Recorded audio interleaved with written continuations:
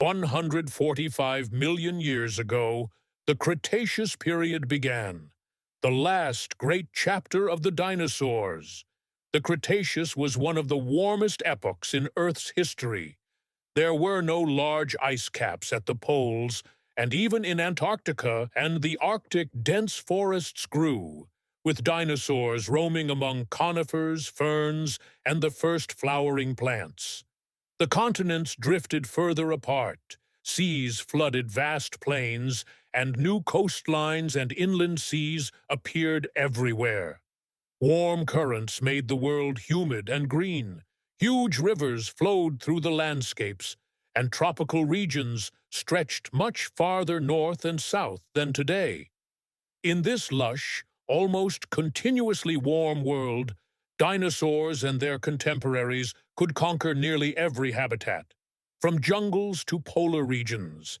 In the north lay Laurasia, made up of North America, Europe, and Asia. In the south stretched Gondwana, which united Africa, South America, India, Australia, and Antarctica. Between them, new seaways opened and changed the currents. At this time, the first flowering plants appeared, small and inconspicuous, but a turning point in Earth's history. They attracted insects, which quickly adapted to this new source of food. Beetles, butterflies, and early bee relatives developed new forms and strategies to gather pollen and pollinate blossoms. Grasses, which today cover much of the Earth, did not yet exist. Herds of dinosaurs instead grazed on ferns, cycads, and the new flowering plants. This created a new, close relationship between plants and insects, a cycle that still exists today.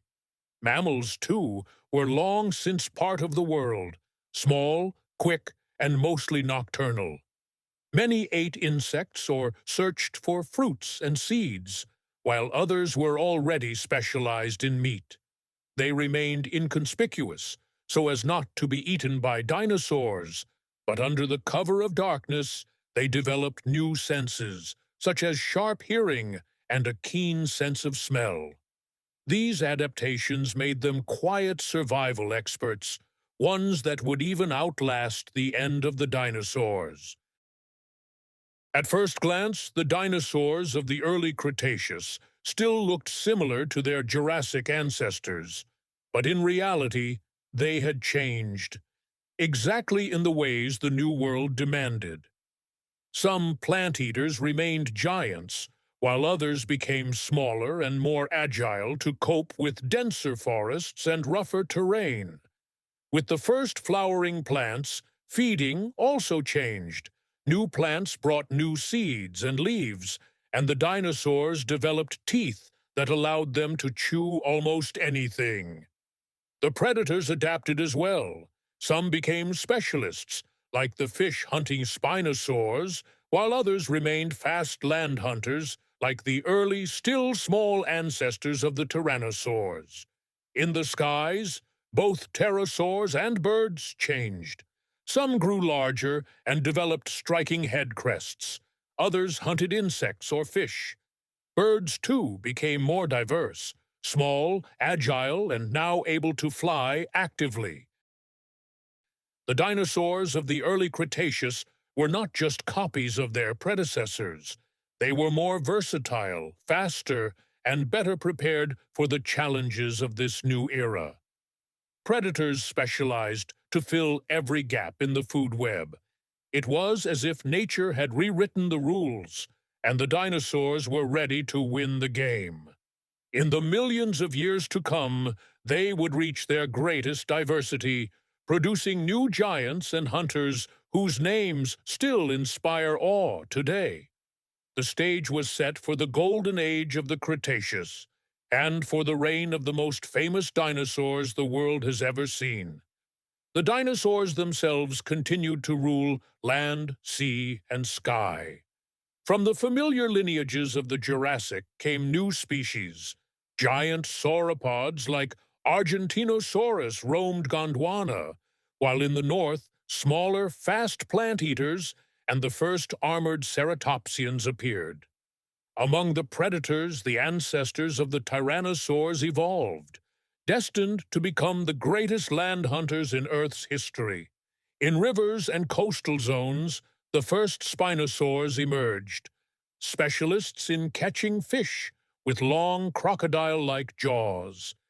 Unlike the Triassic and the Jurassic, the Cretaceous did not begin with an empty playing field. Many dinosaur lineages from the Jurassic survived and continued to evolve, while new groups entered the stage.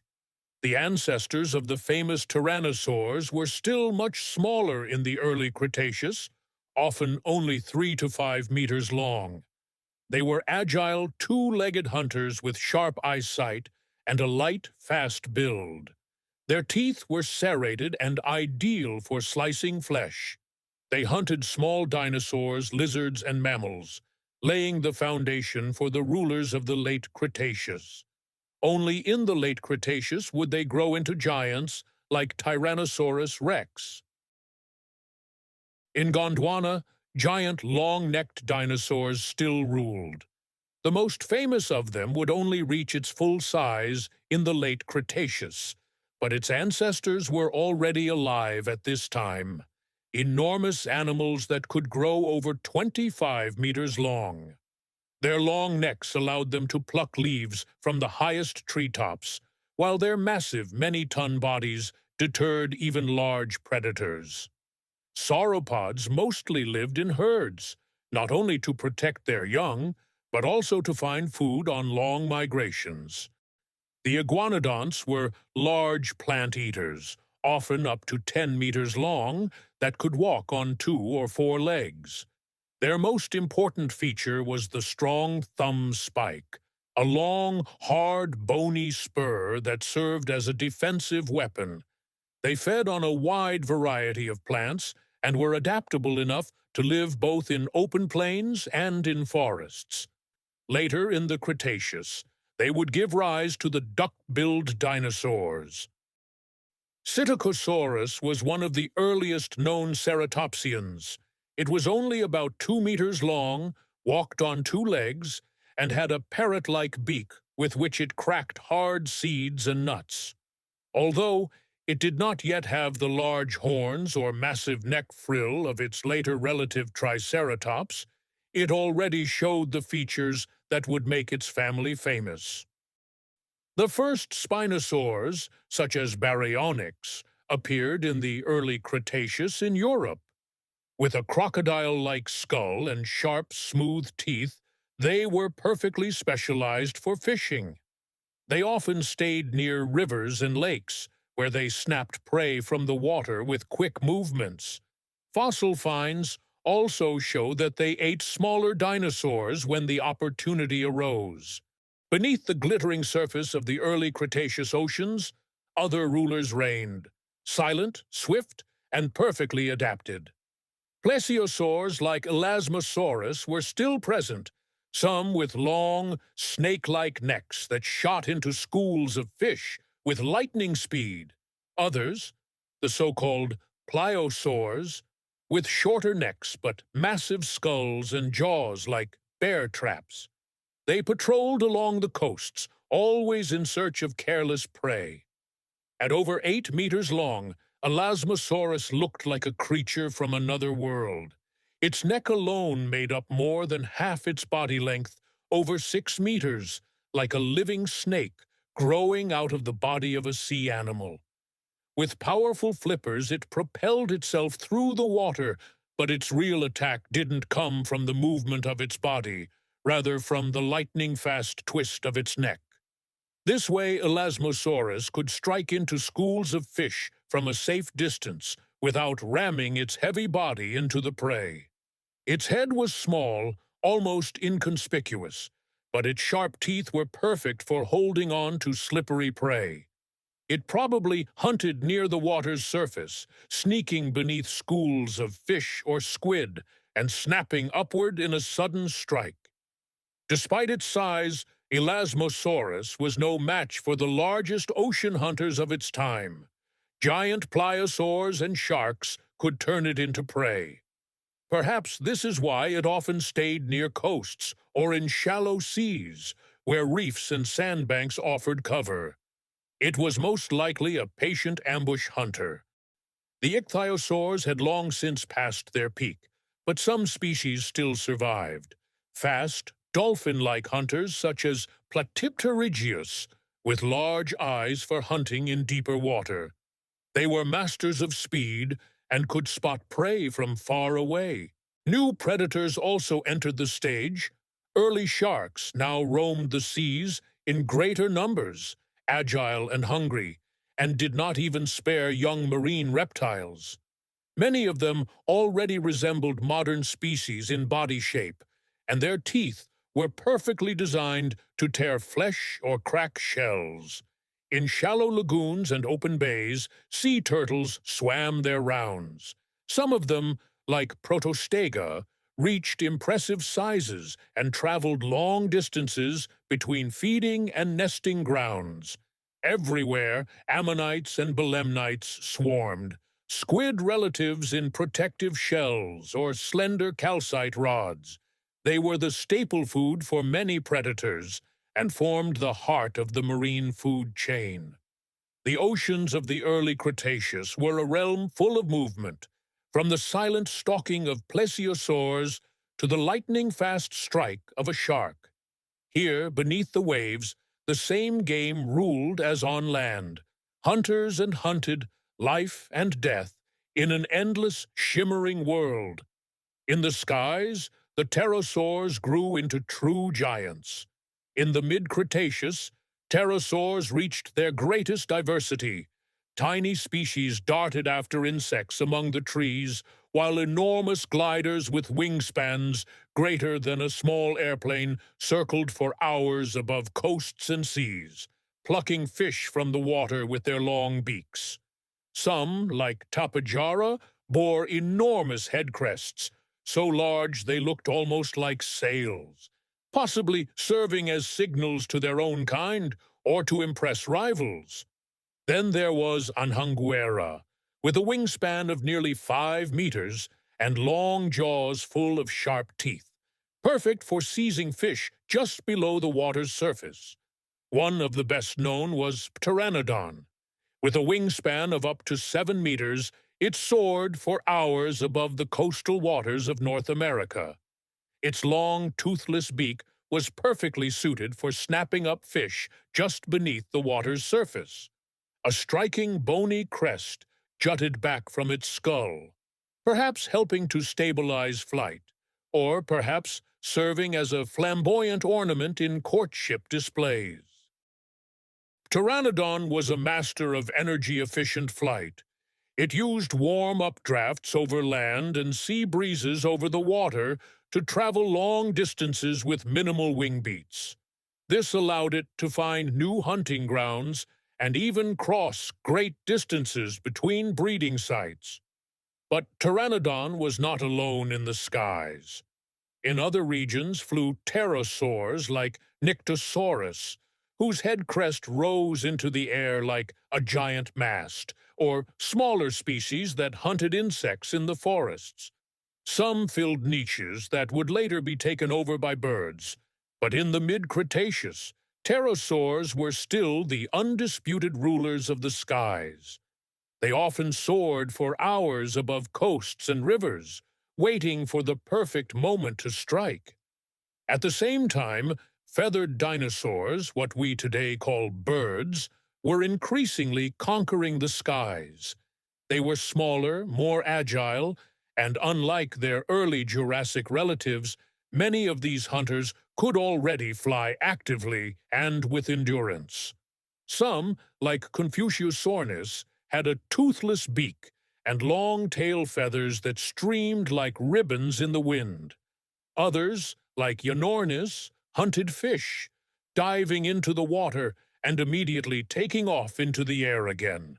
Their light bone structure and feathers made them agile and fast, helping them both to catch prey and to escape predators. Some lived in trees, others near water, and they fed on insects, seeds, or small fish. Around 100 million years ago, the world entered a new phase, the mid-Cretaceous. The continents drifted further apart, and where once vast landmasses were seamlessly connected, wide seaways now formed. These changes created new coasts, islands, and inland seas, and with them completely new habitats. The climate was warm, the poles ice-free, and large parts of the Earth lay beneath shallow seas. The world of the mid-Cretaceous was greener than ever before. Flowering plants, which had still been rare in the early Cretaceous, now spread rapidly. Their colorful blossoms attracted the first specialized pollinators, beetles, early bee relatives, and primitive butterflies. With this new food source, plant-eating dinosaurs also changed. Hadrosaurs no longer fed only on conifer needles and ferns, but also on the nutrient-rich leaves and fruits of angiosperms. The conifers, which had dominated landscapes since the Triassic, slowly lost ground. Ancient araucarias and ginkgo trees continued to stand there, silent witnesses of a world soon to be overrun by flowering plants. In this new world, dinosaurs reached a level of diversity and size never seen before. The mid-Cretaceous was an age of extremes, huge herds, massive predators, and a climate that allowed life to flourish in nearly every corner of the Earth. In warm, humid mid-Cretaceous Africa lived a predator unlike anything the world had ever seen: Spinosaurus. At up to 15 meters long, it was longer than Tyrannosaurus Rex, and its build set it apart from all other large theropods. Its head looked like that of a crocodile, long, narrow, with a row of sharp, smooth teeth, perfect for holding onto slippery prey. Its nostrils sat far back on the skull, so it could breathe even while most of its head was underwater. Perhaps the most striking feature of Spinosaurus was its sail, the massive ridge on its back, formed by neural spines that could reach up to 2 meters tall. Scientists still debate its purpose. Was it for regulating body temperature, intimidating rivals, or a showy display to attract mates? Spinosaurus was not a pure land predator. Its legs were proportionally shorter, and its body was built to move well in water. Fossils and bone structure analyses suggest it spent much of its time in rivers and swamps where it hunted fish. It likely lay in wait along the banks or prowled through shallow channels, always searching for large fish and young crocodiles. But Spinosaurus was not without danger. Africa's river systems were home to other great predators: Carcharodontosaurus on land and enormous crocodiles in the water. In this world of giants, even Spinosaurus had to stay alert to maintain its dominance. While Spinosaurus hunted in Africa's rivers and swamps, another giant ruled on land, Carcharodontosaurus. Its name means shark-toothed lizard, and for good reason. Its teeth were serrated like those of a great white shark, perfect for tearing flesh. At up to 13 meters long, it was one of the largest land predators ever to live, even bigger than many later tyrannosaurs. Its skull, nearly 1.6 meters long, was powerfully built, yet shaped to deliver a surprisingly fast bite for its size. Unlike Spinosaurus, Carcharodontosaurus was a dedicated land hunter. It roamed Africa's plains and forests in search of large herbivores, giant sauropods and iguanodonts among them. Its long, muscular legs made it a fast runner, and its strong jaws could inflict deep wounds that could bring even a titanosaur to its knees. In this world, encounters between the two giants were inevitable. When a riverbed shrank during the dry season and prey grew scarce, Spinosaurus and Carcharodontosaurus may have found themselves at the same carcass. And then it wasn't just size, but also courage that decided who walked away as the victor. Thousands of kilometers away in the plains and forests of Asia and North America during the mid-Cretaceous, another lineage of predatory dinosaurs was slowly rising to dominance, the Tyrannosaurs. Unlike their famous descendants, the Tyrannosaurs of this time were not yet colossal, but rather medium-sized hunters, often 5 to 8 meters long. Yet they already possessed the traits that would later make their lineage unstoppable: excellent depth perception, powerful jaws, and an extremely keen sense of smell that allowed them to detect prey from kilometers away. In Asia, Yutyrannus ruled, a predator nearly 9 meters long, covered in a coat of feathers. This feathery mantle not only helped it retain body heat, but may also have displayed striking colors during courtship. In North America, early species like Elasmosaurus roamed the swampy coastal plains. They were swift hunters, specializing in mid-sized prey such as hadrosaurs and smaller ceratopsians. Unlike many of their rivals, they did not rely solely on brute strength, but on endurance hunting, pursuing their victims until exhaustion brought them down. These mid-sized tyrannosaurs did not yet have the crushing bite force or massive build of their later kin, but they were well on their way. In less than 30 million years, they would give rise to the most powerful land predators the Earth has ever seen. While enormous hunters like Spinosaurus and Carcharodontosaurus stood at the top of the food chain, it was the titanosaurs that roamed the open landscapes of the mid-Cretaceous, the true giants of this world. These plant-eating sauropods were the last, and at the same time the largest, representatives of their lineage. In South America, Argentinosaurus reached lengths of over 30 meters and is estimated to have weighed up to 70 tons, about as much as 10 fully grown elephants. Its long neck allowed it to strip entire treetops, while its massive tail could serve as a whip for defense. Titanosaurs often lived in herds that moved slowly across vast plains. They were constantly searching for food, as a single animal could consume several hundred kilograms of plant matter every day. Their herds were not only an awe-inspiring sight, but also offered protection. Young animals stayed in the middle, surrounded by a ring of adults that used their necks and tails to ward off attackers. Fossils show that titanosaurs inhabited nearly every continent, from South America to Africa to Asia. Some species even adapted to dry regions, developing sturdier builds and the ability to go long periods without water. In a world full of predators, titanosaurs were the undisputed colossi. They were too large to fall victim to most hunters. Only the very largest carnivores dared to challenge an adult. And even then, a single strike of their tail could be deadly. Alongside the gigantic titanosaurs, other plant-eaters also thrived during the mid-Cretaceous, and they did so with a completely different strategy. The hadrosaurs, often called duck-billed dinosaurs, were masters of versatility. Their broad, flat snouts resembled those of modern ducks, but were packed with hundreds of tiny teeth that constantly regrew. This allowed them to feed on almost any type of plant, from soft leaves to tough needles. Unlike the massive sauropods, hadrosaurs were agile and fast.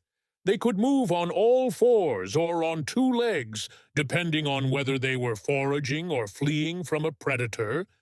Fossils suggest that many hadrosaurs lived in large herds, often hundreds of animals at once. These herds offered protection and made it nearly impossible for a predator to isolate a single individual. They also seem to have lived as wanderers, always following fresh greenery which in the warm, humid world of the Cretaceous grew almost year-round. During this time, the first hadrosaurs with striking crests on their heads appeared. These crests may have been used for communication, perhaps for courtship displays or warning signals. With these abilities, hadrosaurs became one of the most successful dinosaur groups of the late Cretaceous, eventually surpassing even the mighty sauropods in diversity. It wasn't just the dinosaurs that flourished. All over the world, new types of reptiles appeared. Lizards grew more numerous and diverse, and the first modern snakes emerged, still with tiny, useless hind limbs, remnants of their lizard ancestors. Turtles populated rivers, lakes, and coastlines, adapting to a wide variety of habitats. Mammals, still living in the shadow of the dinosaurs, also began to conquer new niches. Some hunted insects at night, others nibbled plants or searched for seeds. One predator among them, Repenomamus, was even large enough to eat young dinosaurs, a rare case where a mammal broke its way upward in the food chain. Beneath the waves of the mid-Cretaceous, a quiet revolution was beginning. The seas, which at the start of the Cretaceous had still been dominated by ichthyosaurs and plesiosaurs, now became the stage for new rulers.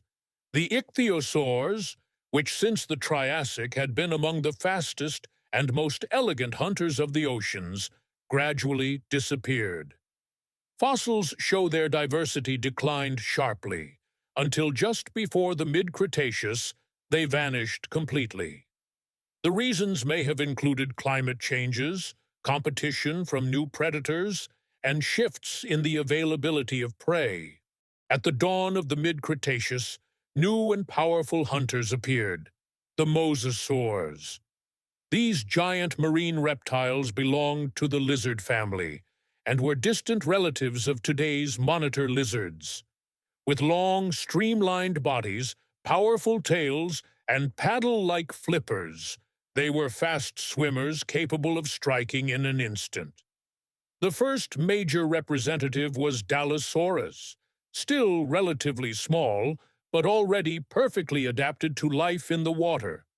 Later, its relatives would grow into true sea monsters, some over 15 meters long, with jaws full of strong, sharp teeth that could even crush the shells of large turtles.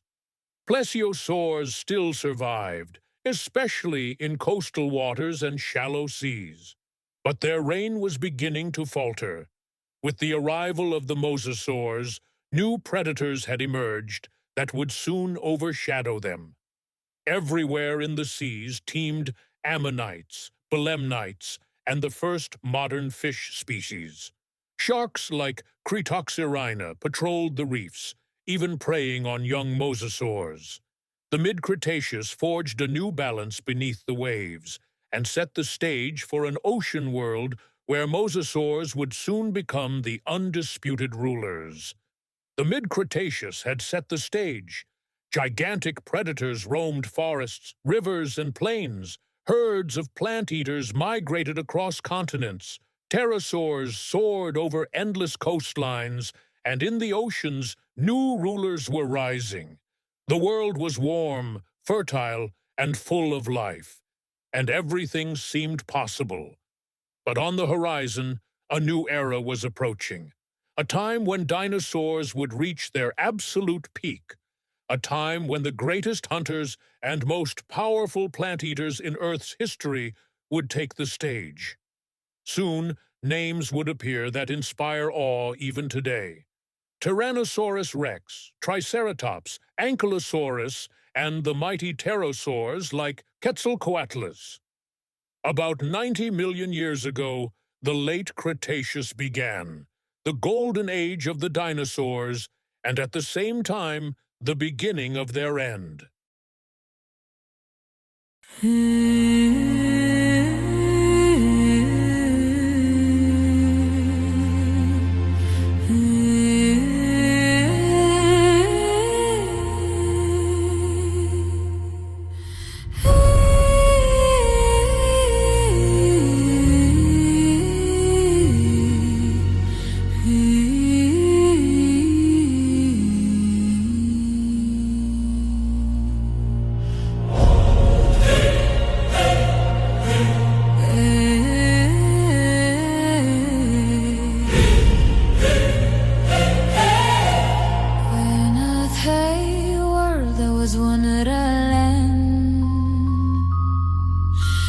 Pangea bright under sky of ember. Giant kindra walking slow, stone-born kings of elder time.